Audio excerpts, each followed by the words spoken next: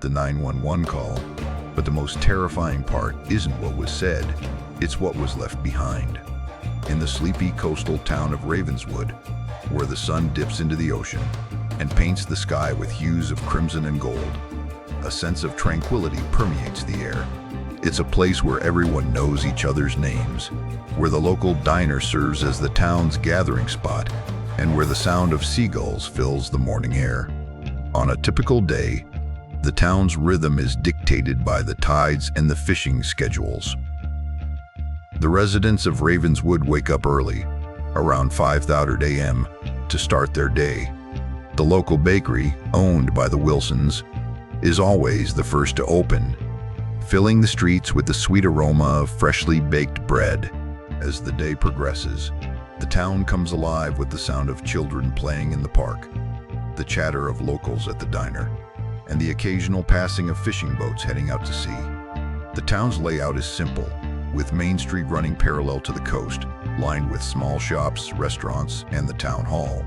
The residential area is nestled behind Main Street, with houses that are a mix of old and new, reflecting the town's gradual growth over the years. The outskirts of town are where the payphones are, relics of a bygone era, rarely used but still maintained by the town as a courtesy to those who might need them. It was from one of these payphones, on a chilly autumn evening, that a chilling 911 call was made. The caller, a female voice, panicked and barely coherent, spoke of an incident that would shatter the town's peaceful facade. The 911 operator received the call, which lasted for 2 minutes and 14 seconds. The caller's voice was laced with fear, her words tumbling out in a desperate attempt to convey the horror she was witnessing. The operator, trained to remain calm, tried to extract as much information as possible from the caller.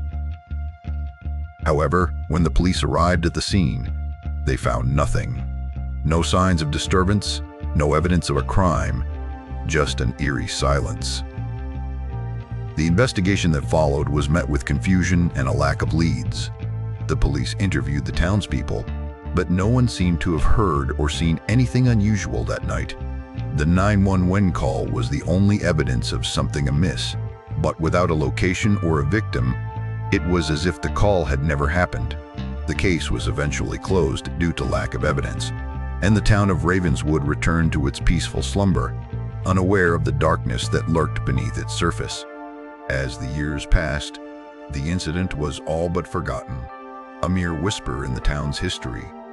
However, the mystery of the 911 call persisted, a nagging question that refused to be silenced. It wasn't until decades later, when a cold case detective stumbled upon the old dispatch records, that the truth began to unravel. The detective, a man named James, was known for his meticulous attention to detail and his ability to piece together seemingly unrelated evidence. He spent countless hours poring over the case files, looking for any discrepancy that might lead him to the truth. One discrepancy caught his eye: a small note in the margin of the dispatch log, written in handwriting that didn't match any of the operators on duty that night. The note read, "Call from payphone on 5th and Main.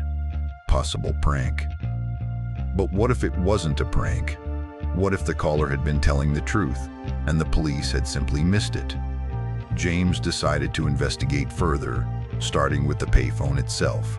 He found it still standing, a relic of the past. But when he checked the phone records, he discovered something odd. The payphone had been out of order for weeks before the call was made, and it had been repaired just a day before. It was as if someone had deliberately fixed the phone to make the call.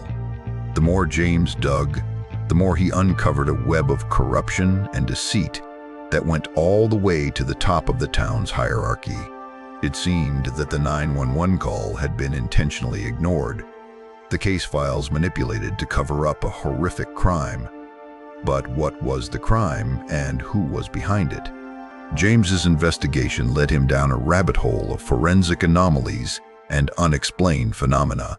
He found inconsistencies in the police report, discrepancies in the witness statements, and a piece of physical evidence that didn't fit the official narrative.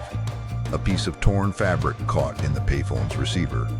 Theory 1 suggests that the call was indeed a prank, but one that was covered up due to the town's reputation. Theory 2 proposes that the caller was a victim of a crime, but the police were either incompetent or corrupt, leading to the cover-up. But there's a third theory, one that's more disturbing. What if the caller wasn't a victim, but a perpetrator, and the call was a twisted game of cat and mouse? The town of Ravenswood, with its idyllic facade, might be hiding a darker truth, one that's been buried for decades.